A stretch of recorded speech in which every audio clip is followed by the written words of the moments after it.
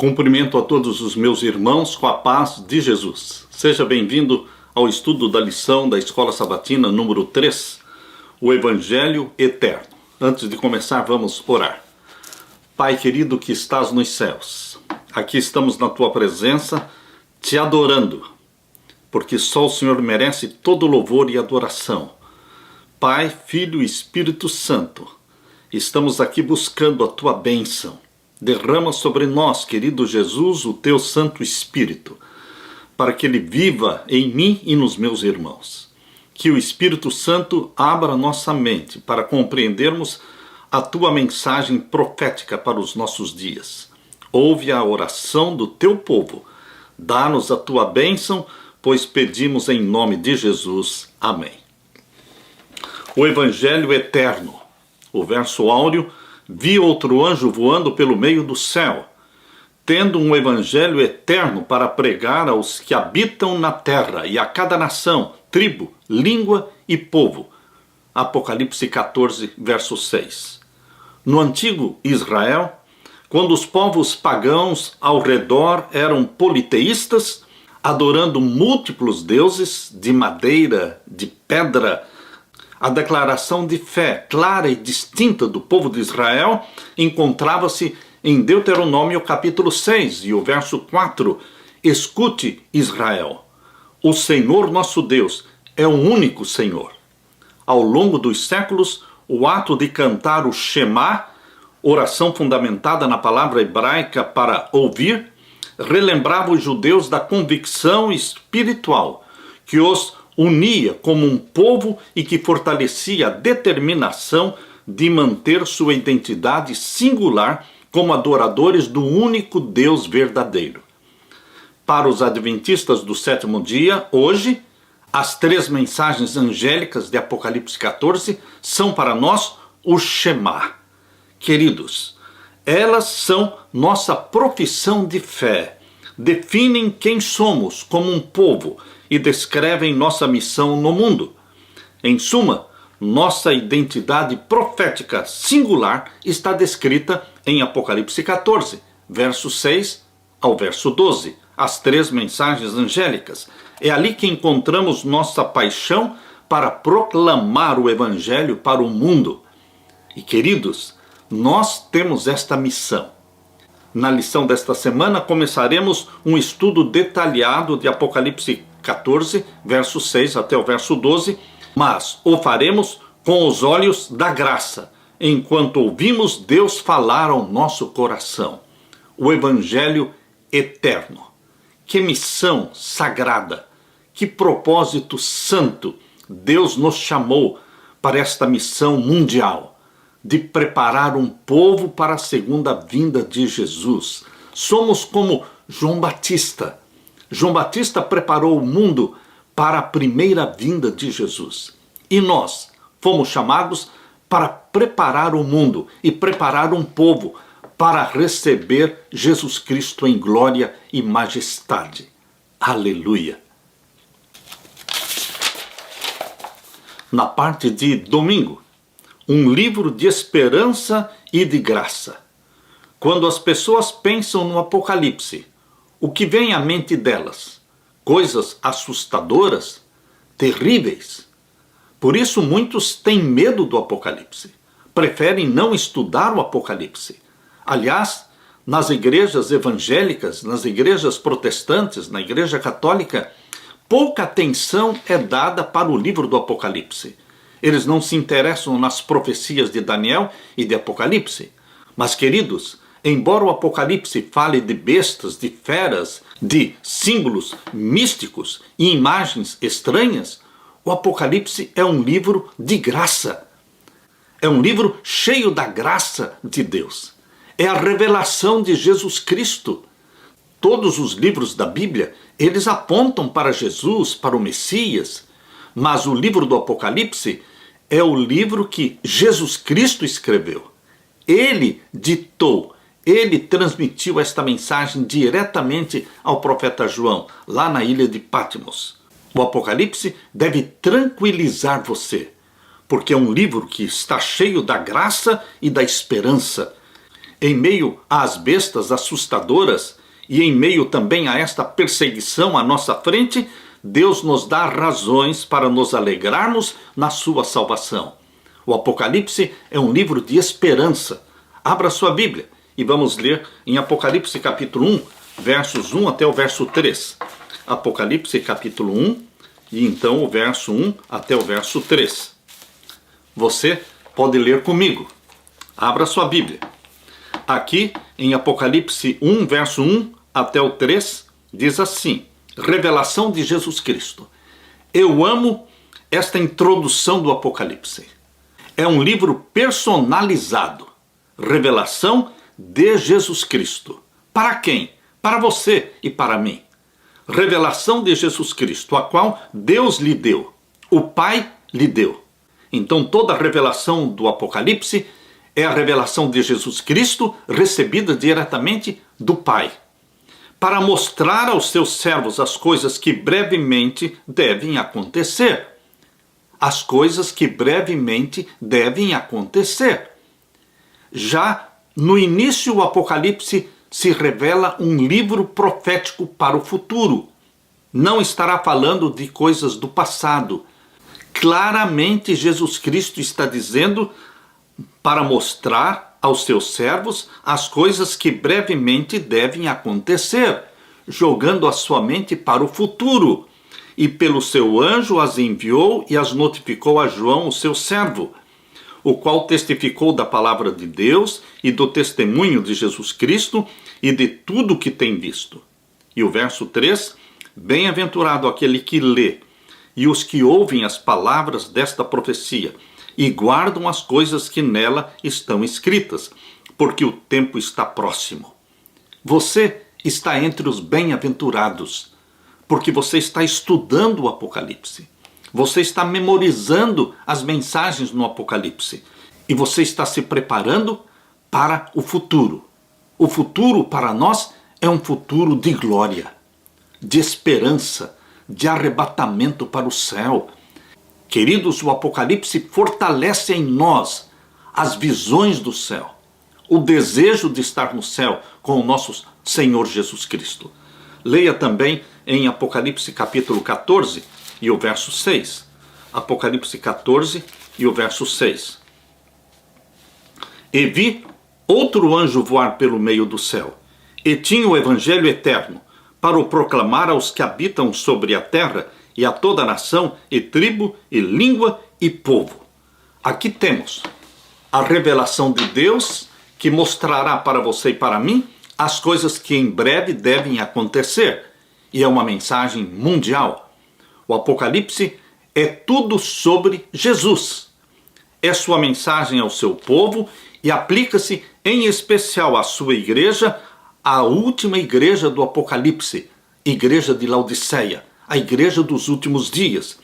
É uma mensagem de graça, é uma mensagem de esperança para o fim dos tempos, exatamente o tempo em que você e eu vivemos. No livro do Apocalipse, Jesus é descrito como o cordeiro que foi morto, mas também apresenta Jesus como o leão da tribo de Judá. De acordo com Apocalipse 1, versos 5 e 6, Jesus é aquele que nos ama e pelo seu sangue nos libertou dos nossos pecados. Leia comigo, Apocalipse capítulo 1, vamos ver então o verso 5 e o verso 6. Aqui Deus diz: E da parte de Jesus Cristo, que é a fiel testemunha. Por que fiel testemunha? Porque tudo que ele recebeu do Pai, ele revelou para você. Jesus foi na terra, durante o tempo que aqui viveu, uma fiel testemunha do Pai. Ele veio para revelar o Pai. Por isso ele disse: quem vê a mim, vê o Pai. Porque Jesus Cristo veio exemplificar o caráter do Pai, cheio de amor, de graça, de bondade, de misericórdia, destruindo aquela imagem feia que Satanás pintou de Deus. Jesus revela para você e para mim um Pai cheio de amor e de bondade. Ele é uma fiel testemunha. E aqui diz: o primogênito dos mortos e o príncipe dos reis da terra. Por que primogênito dos mortos?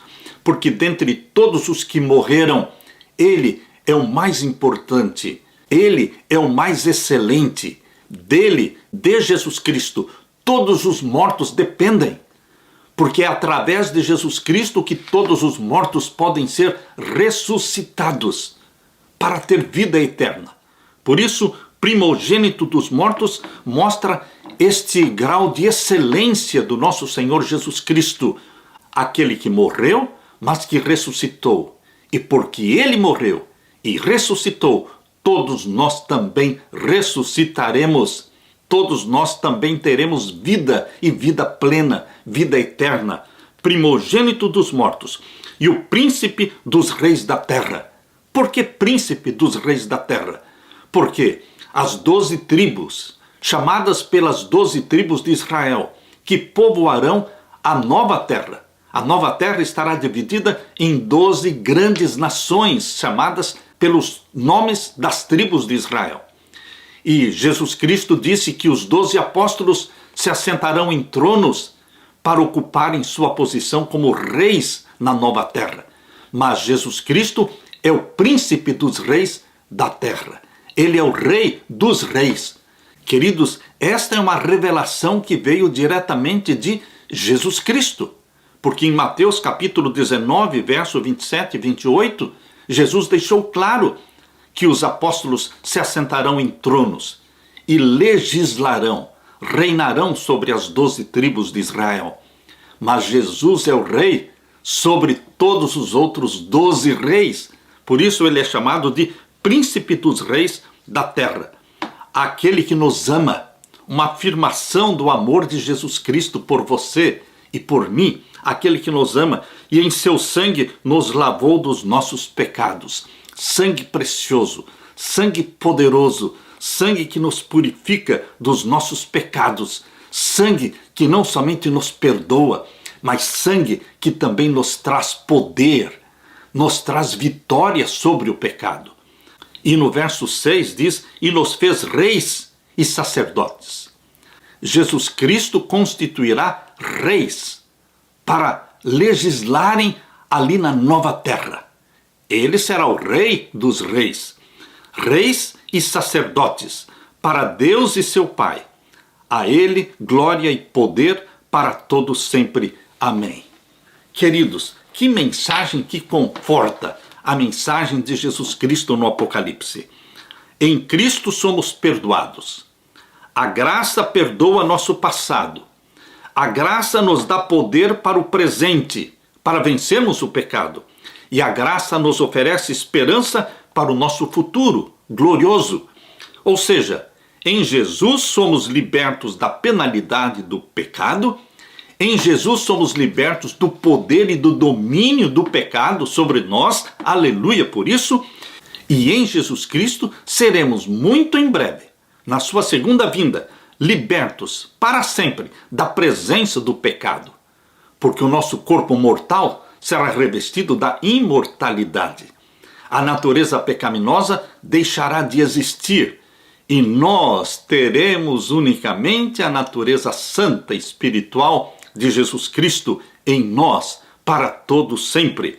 Por isso Jesus, em sua segunda vinda, vai nos libertar da presença do pecado. Essa é a mensagem do livro de Apocalipse. O Apocalipse é uma mensagem urgente. Tem que ser pregada, tem que ser anunciada. Não é uma opção do movimento adventista pregar ou não o Apocalipse. Nós fomos chamados para proclamar o Apocalipse para o mundo.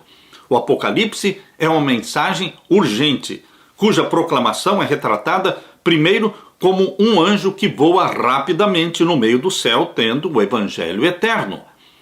O Evangelho? Sim. Salvação pela fé em Cristo? Sim. Morte expiatória de Cristo por nós? Sim. Tudo isso está revelado no Apocalipse. A promessa da vida eterna no Apocalipse? Sim, meus queridos. Tudo isso está inserido nas 3 mensagens angélicas. Exatamente isso.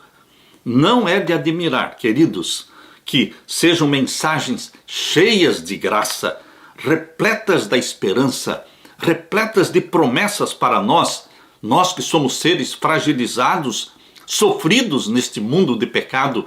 nós temos este conforto através das revelações de Jesus Cristo. Um livro de esperança e de graça para você. Aleluia! Na parte de segunda-feira, o Evangelho Eterno. Por que Evangelho Eterno? Porque este Evangelho não surgiu com o nascimento de Jesus Cristo da Virgem Maria. Não. Antes de Jesus Cristo nascer neste mundo e se tornar um de nós, o Evangelho já existia. Um cordeiro já foi morto lá no Jardim do Éden. E com a pele daquele cordeiro, Deus vestiu Adão e Eva. Aquilo ali era graça. Aquilo ali era Evangelho. Eram boas novas de salvação. Porque Evangelho quer dizer boas novas. Boas novas de salvação. Já foram proclamadas no Jardim do Éden. O Evangelho eterno existia na mente de Deus antes de Deus criar Adão e Eva. Antes da semana da criação. Abra sua Bíblia e vamos ler em segundo livro de Paulo a Timóteo, o segundo livro de Paulo a Timóteo, o capítulo 1 e o verso 9. Segunda carta de Timóteo, capítulo 1 e o verso 9. Você pode ler comigo. Que nos salvou e chamou com uma santa vocação, não segundo as nossas obras, mas segundo o seu próprio propósito e graça, que nos foi dada em Cristo Jesus antes dos tempos dos séculos. Antes dos tempos dos séculos. Antes dos tempos eternos. Outro texto que eu convido você para ler comigo está em Tito. Tito capítulo 1 e o verso 2.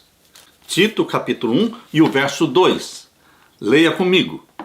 Em esperança da vida eterna, a qual Deus, que não pode mentir, prometeu antes dos tempos dos séculos, antes dos tempos eternos. E novamente, lemos também em Efésios capítulo 1 e o verso 4. Efésios capítulo 1, verso 4 traz a mesma mensagem. Como também nos elegeu nele antes da fundação do mundo. Deus o Pai elegeu você, escolheu você antes da fundação do mundo, para que fôssemos santos e irrepreensíveis diante dele em caridade, em amor. Queridos, todos estes versos que nós lemos de Timóteo, de Tito e também de Efésios, estes textos estão falando que o plano da salvação não nasceu na mente de Deus após o pecado de Adão e Eva, mas antes. Por isso, Apocalipse 14, verso 6, fala do Evangelho eterno. Observe que Apocalipse 14, verso 6, o início das 3 mensagens angélicas começa com a expressão Evangelho eterno. Se não compreendermos a profundidade do Evangelho, perderemos todo o sentido das 3 mensagens angélicas. Se não entendermos o Evangelho, jamais poderemos entender plenamente as questões descritas na mensagem da hora do juízo divino, da queda de Babilônia ou a marca da besta. Nós lemos na primeira carta de Paulo aos Coríntios, capítulo 15. A primeira carta de Paulo aos Coríntios, capítulo 15, e vamos ler então os versos 1 até o verso 4. Primeira carta de Paulo aos Coríntios, capítulo 15, e o verso 1 até o verso 4. Aqui Deus diz: também vos notifico, irmãos, o evangelho que já vos tenho anunciado, o qual também recebestes, e no qual também permaneceis, pelo qual também sois salvos, se o retiverdes tal como vô-lo tenho anunciado. Se não é que crestes em vão? Porque primeiramente vos entreguei o que também recebi, que Cristo morreu por nossos pecados, segundo as Escrituras, e que foi sepultado e que ressuscitou ao 3º dia, segundo as Escrituras. Queridos, Paulo transmitia o evangelho puro da salvação em Cristo, da salvação pela graça em Cristo Jesus. Lemos também em Romanos capítulo 3 e o verso 24. Romanos capítulo 3, vamos ver o verso 24 até o verso 26. Aqui Deus diz: sendo justificados gratuitamente pela sua graça, pela redenção que há em Cristo Jesus. Isto é evangelho, isto é graça, ao qual Deus propôs para propiciação pela fé no seu sangue, para demonstrar a sua justiça pela remissão dos pecados dantes cometidos sob a paciência de Deus, para a demonstração da sua justiça neste tempo presente, para que ele seja justo e justificador daquele que tem fé em Jesus Cristo. E agora Paulo continua falando no capítulo 5 de Romanos, capítulo 5 de Romanos, os versos 6 até o verso 8. Porque Cristo, estando nós ainda fracos, morreu a seu tempo pelos ímpios. Porque apenas alguém morrerá por um justo, pois poderá ser que pelo bom alguém ouse morrer. Mas Deus prova o seu amor para conosco, em que Cristo morreu por nós, sendo nós ainda pecadores. Jesus Cristo morreu por você e por mim antes de nascermos. O plano da salvação já existia antes de Adão e Eva serem criados. O Evangelho é a notícia sobre a morte de Cristo por nossos pecados, sua ressurreição, seu amor e sua preocupação por nós. Pela fé em seu sangue derramado e no poder da ressurreição, somos libertos da penalidade e também somos libertos do poder do pecado. Os pensamentos de Paulo estavam imersos em Cristo. O Salvador era o centro do seu ensino e da sua pregação.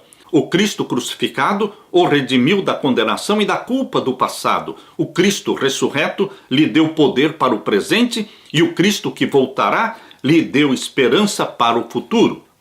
Observe 4 pontos nos textos de Romanos que nós lemos. Primeiro ponto, nós somos justificados pela graça, não pelas obras. Segundo ponto, a graça é uma declaração da justiça de Deus. Terceiro ponto, a graça justifica os que pela fé aceitam Jesus. E quarto, Deus demonstrou seu amor por nós enquanto éramos pecadores. Todo merecimento é de Deus. A graça não pode ser comprada, nem por obras, nem por dinheiro, nem por mérito próprio, não é merecida. A graça é imerecida. Só é disponível a você pelo sangue de Jesus Cristo. Jesus morreu a dolorosa morte que os perdidos morrerão. Pense nisso. Jesus morreu a dolorosa morte que os perdidos morrerão. Jesus sentiu as agonias da morte eterna. Na cruz, se sentiu rejeitado pelo Pai. Por isso ele disse: Deus meu, por que me desamparaste? Queridos, Jesus Cristo experimentou a plenitude da ira do Pai, ou o juízo contra o pecado, porque ele se fez pecado por você e por mim. Ele foi rejeitado para que pudéssemos ser aceitos. Ele morreu a morte que era nossa para que pudéssemos viver a vida que pertence a Ele. É de admirar que a salvação seja pela fé sem as obras? Não, queridos, não é de admirar. A salvação é pela fé em Jesus Cristo na sua vida perfeita, na sua obediência perfeita. Nunca pecou. Morreu pelos nossos pecados. A salvação está inteiramente centralizada em Jesus. Crer nele, aceitá-lo, abraçá-lo como Salvador. E então, depois de sermos salvos em Jesus Cristo, o Espírito Santo que em nós habita nos transforma em filhos e filhas obedientes a Deus. O que é que as obras, mesmo as mais bem intencionadas e santas, o que é que estas obras poderiam acrescentar ao que foi feito por Jesus na cruz? Nada. Em termos de salvação, a salvação é 100% pela fé e pela graça de nosso Senhor Jesus. Mas, e as obras? As obras, elas surgem na vida dos salvos. As obras de obediência, elas surgem na vida dos que foram gerados pelo Espírito Santo. Por isso Jesus disse em João 14,15, se me amardes, guardareis os meus mandamentos. Em primeiro lugar, vem o amor a Jesus Cristo, a salvação em Jesus Cristo. E como gratidão em nosso coração, como uma expressão do nosso amor a Jesus Cristo, nós então obedecemos alegremente os seus mandamentos. Os mandamentos de Jesus não nos são pesados, não nos são fardos, mas é uma alegria poder obedecer a este Cristo que morreu por mim e por você. Queridos, salvos do pecado, para vivermos em obediência ao nosso querido Salvador. O plano da salvação foi estabelecido antes do início dos tempos, conforme lemos em 2 Timóteo 1:9, Tito 1:2 e Efésios 1, verso 4, o que explica o nome Evangelho Eterno. Antes da criação do mundo, Deus sabia o que ocorreria. Deus já sabia que Adão e Eva iriam pecar, por isso Deus já tinha o plano da salvação. No plano da salvação, Deus preparou aqui na terra um lar para o seu filho e preparou para ele também um corpo, o corpo humano. Deus sabia que o primeiro Adão ia pecar e Deus proveu o segundo Adão, Jesus Cristo, no qual somos perdoados e no qual somos restaurados à imagem e à posição honrosa de filhos e filhas de Deus. Aleluia! Na parte de terça-feira, uma história de graça. As 3 mensagens angélicas são uma história da graça. São a história do grande amor do Salvador Jesus. Deus nunca é pego de surpresa. Queridos, Ele não está sujeito aos ventos instáveis das escolhas humanas. O plano de Deus de nos tirar do domínio do pecado não foi uma reflexão posterior e não foi elaborado após o surgimento do pecado com seus efeitos terríveis. Mas antes de criar Adão e Eva, Deus já tinha o plano da salvação. Abra sua Bíblia em Apocalipse capítulo 13, verso 8, porque aqui em Apocalipse 13, verso 8, fala claramente do evangelho que já existia desde a fundação do mundo. Apocalipse 13 e o verso 8. Leia comigo. E adoraram-na todos os que habitam sobre a terra. Está falando da besta que subiu do mar, o poder papal, que será adorado durante esta nova ordem mundial, este período de supremacia papal agora no tempo do fim. O mundo todo vai adorar, vai se ajoelhar, vai se submeter à besta que subiu do mar, o poder papal. Por isso, capítulo 13, verso 8 de Apocalipse diz: adoraram-na todos os que habitam sobre a terra. Poder mundial. Esses cujos nomes não estão escritos no livro da vida do Cordeiro. Queridos, o seu nome está escrito no livro da vida do Cordeiro. Por isso, você não vai se ajoelhar diante deste domínio mundial. Nós só nos prostramos e nos ajoelhamos diante de Jesus Cristo. Assim como os 3 hebreus não se ajoelharam diante da estátua de ouro feita por Nabucodonosor, lá em Daniel capítulo 3. Permaneceram fiéis a Deus. Mesmo sendo jogados na fornalha de fogo ardente, eles não cederam, eles não perderam a fé.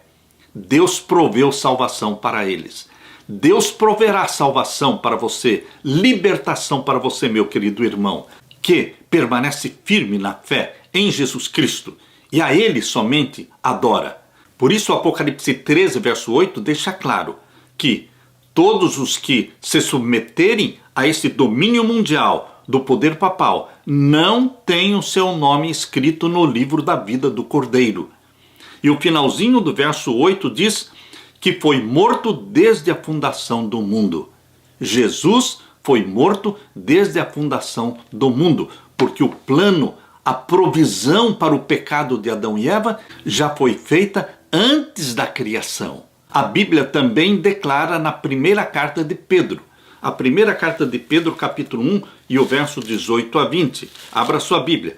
Primeira carta de Pedro, capítulo 1, verso 18 a 20, Deus declara: sabendo que não foi com coisas corruptíveis, como prata ou ouro, que fostes resgatados da vossa vã maneira de viver, que por tradição recebestes dos vossos pais, mas com o precioso sangue de Cristo, como de um cordeiro imaculado e incontaminado, o qual, na verdade, em outro tempo foi conhecido, ainda antes da fundação do mundo. Novamente, a Bíblia novamente aqui repete o que disse lá em Apocalipse 13, verso 8.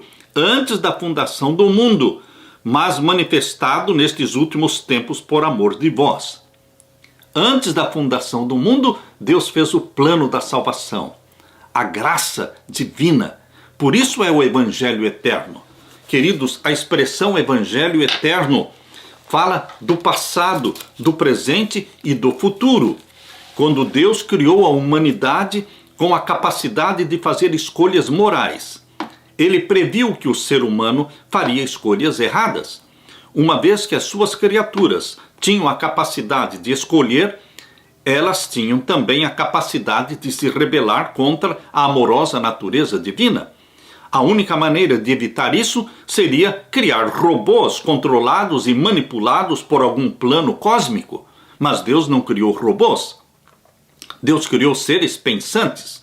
A lealdade forçada é contrária à natureza de Deus.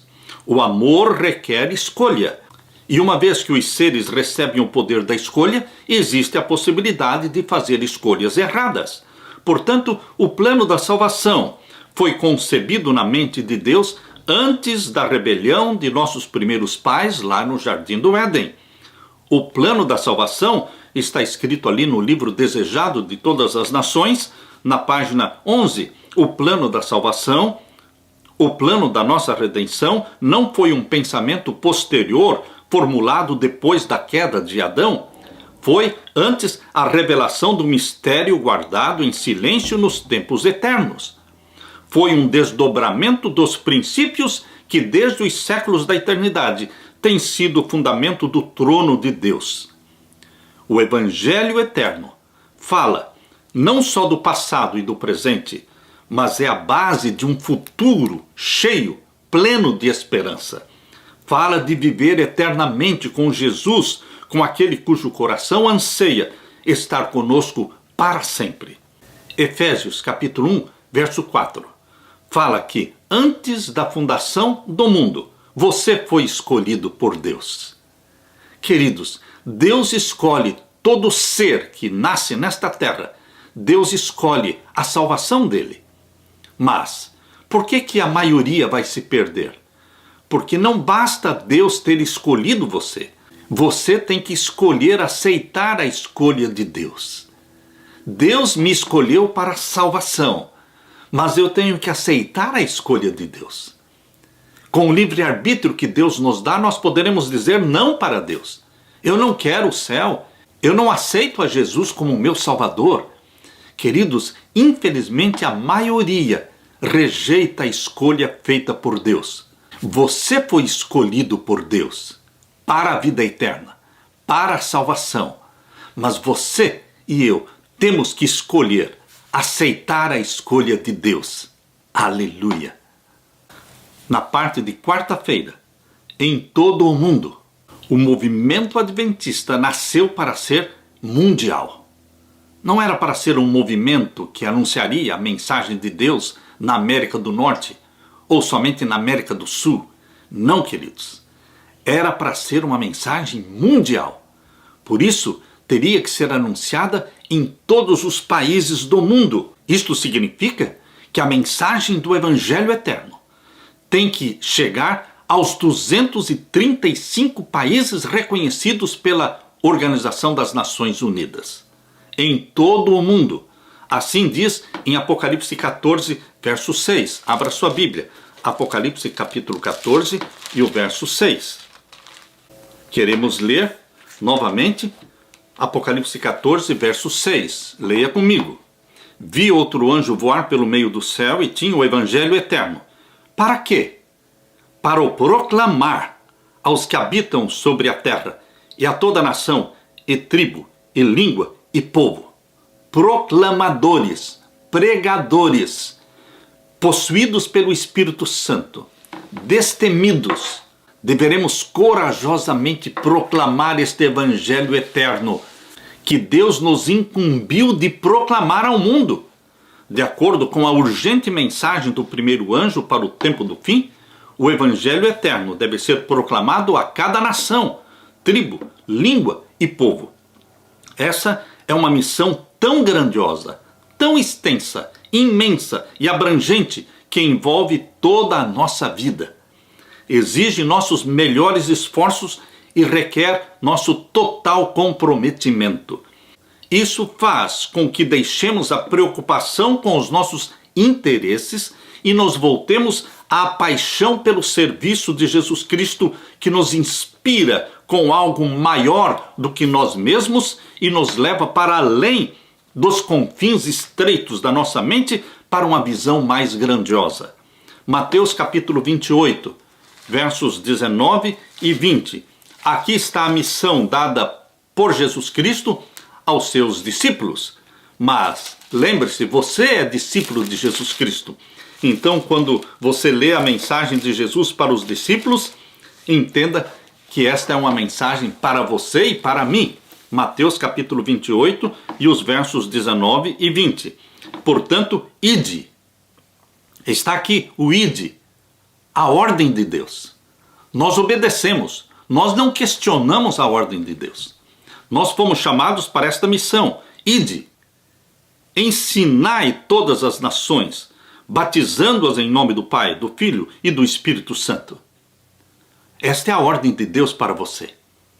Em nós mesmos não temos o poder para cumprir com esta ordem, mas com o Espírito Santo que em nós habita, nós poderemos, em nome de Jesus Cristo, ir, ensinar e batizar. Aqui diz o verso 20, ensinando-as a guardar todas as coisas. Não é somente o Novo Testamento, não é somente o Antigo Testamento, todas as coisas, desde o Gênesis até o Apocalipse, ensinando-os a guardar todas as coisas que vos tenho ordenado. E eis que eu estou convosco todos os dias. Que promessa que conforta o nosso coração. Você e eu não estamos sozinhos numa missão. Nós estamos amparados, acompanhados, protegidos pelo nosso Deus e com todo o exército celestial. Estes anjos magníficos em poder que nos acompanham, nós temos a plena convicção de que não estamos sozinhos, porque Jesus disse, eu estou convosco todos os dias, até a consumação dos séculos. Amém. Essa é uma missão de Deus. Nós fomos incumbidos desta missão e Deus toma sobre si a responsabilidade de nos proteger, de nos sustentar, de nos inspirar. No seu livro, Paul David Tripp discute a necessidade psicológica de todo ser humano de fazer parte de algo maior do que ele mesmo. Este autor escreveu, os seres humanos foram criados para fazer parte de algo maior do que a sua própria vida. O pecado nos fez encolher nossa vida até o tamanho de nossa existência natural. A graça de Cristo é dada para nos resgatar dos confins claustrofóbicos do nosso pequeno reino autocentrado e nos liberta para viver para os propósitos eternos e deleites gratificantes do reino de Deus. Deus nos chamou para uma obra maior do que nós mesmos. E nós não temos em nós mesmos poder para realizar esta obra, porque é uma obra grandiosa, envolve o mundo inteiro, são 235 países reconhecidos pela ONU, e este evangelho eterno tem que chegar em todos os países, em todas as línguas. Não há nada mais inspirador, satisfatório e gratificante do que fazer parte de um movimento divino. Quando você pensa na Igreja Adventista do Sétimo Dia, não pense somente numa igreja, porque não é só uma igreja, é um movimento divino. Nasceu na mente de Deus, no calendário profético de Deus, em 1844, exatamente quando acabaram os 2.300 anos.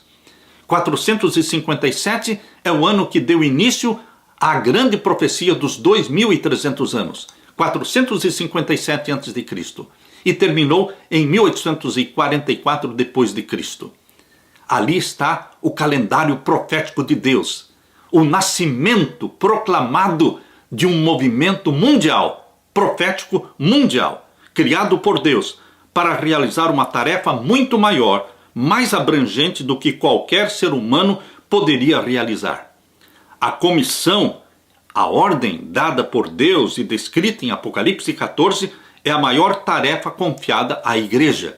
É um apelo divino para darmos nossa própria vida para o cumprimento desta grandiosa tarefa de revelar o amor de Deus um pouco antes do retorno de Jesus.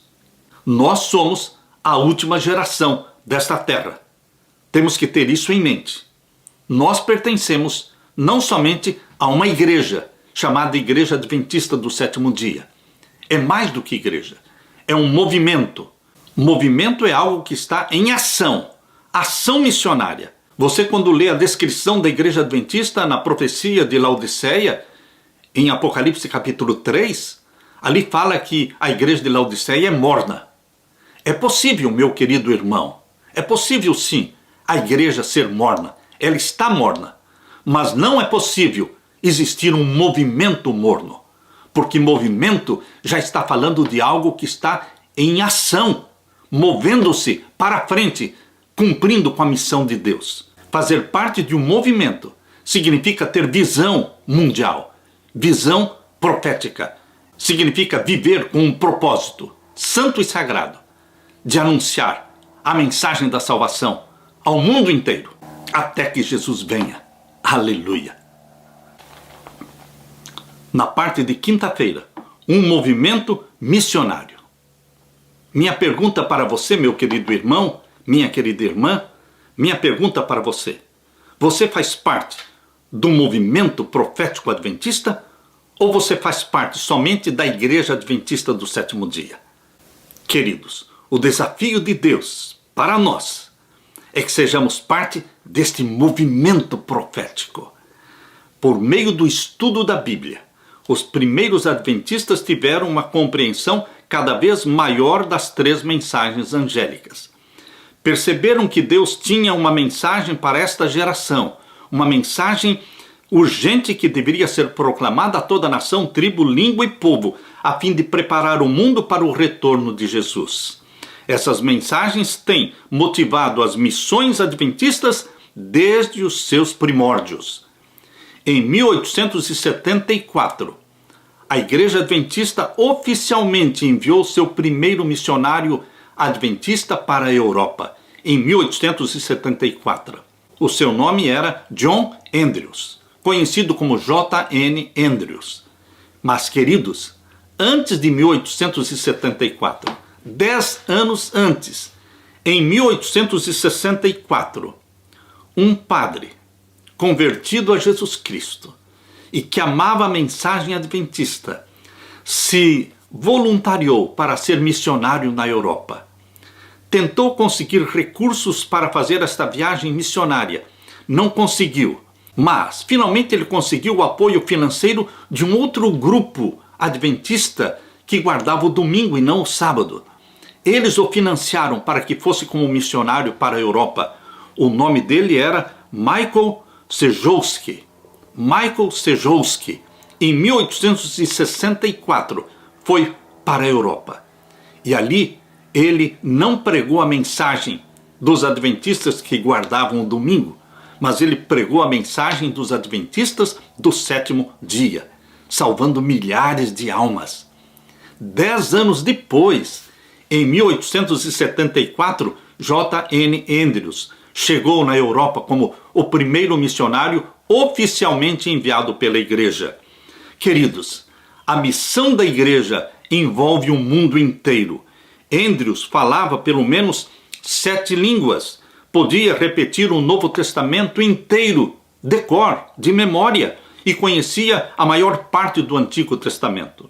Ele era um brilhante estudioso, escritor prolífico, pregador poderoso e teólogo competente. Por que enviar um homem assim para um lugar em que havia bem poucos crentes? Por que enviar o homem mais capaz para um campo desconhecido? E por que ele estava disposto a ir?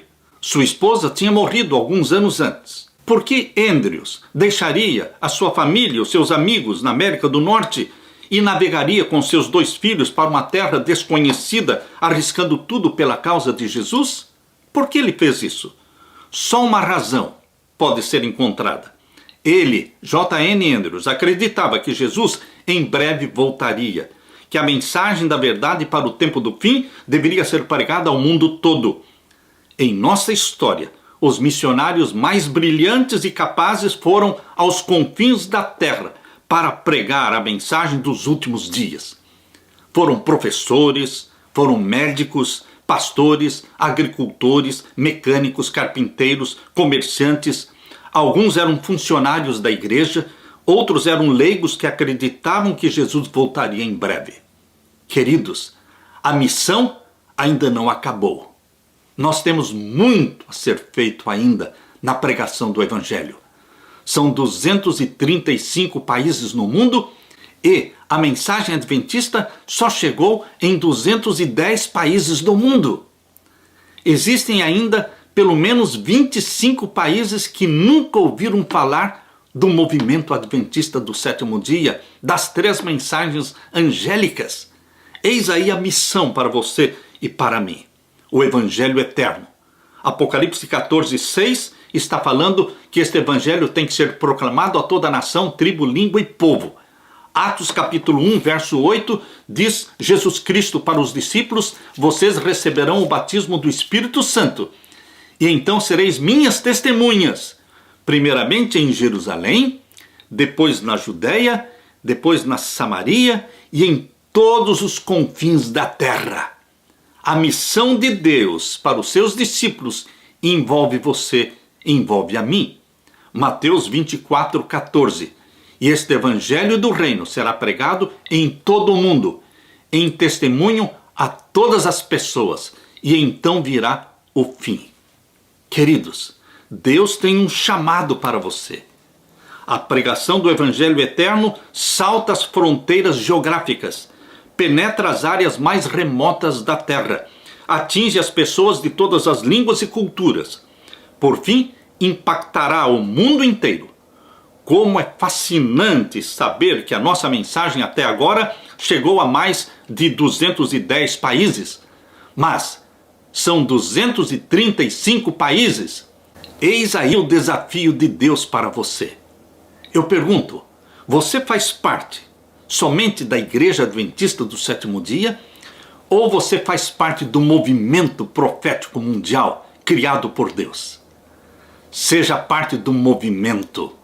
Não existe mornidão no movimento. O movimento adventista profético nasceu com um propósito sagrado, mundial. Nossa missão é muito maior do que nós mesmos. Servos de Deus, com o rosto iluminado, irradiando uma santa consagração, se apressarão de um lugar ao outro para proclamar a mensagem do céu. Por milhares de vozes, em toda a extensão da terra, será dada a advertência. Haverá milagres, os doentes serão curados e sinais e maravilhas acompanharão aqueles que creem.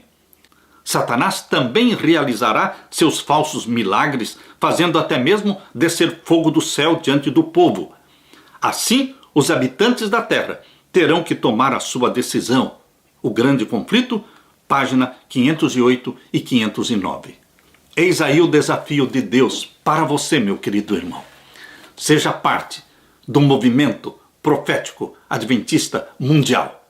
Lembre-se, pode existir uma igreja morna, mas não existe um movimento morno, porque o movimento está revestido do poder do Espírito Santo. O movimento é formado por servos de Deus com o rosto iluminado, irradiando de santa consagração. Que você faça parte deste movimento. É a minha oração. Deixo com vocês a bênção do meu Jesus. Deixo com vocês a paz que só Ele pode dar. Amém.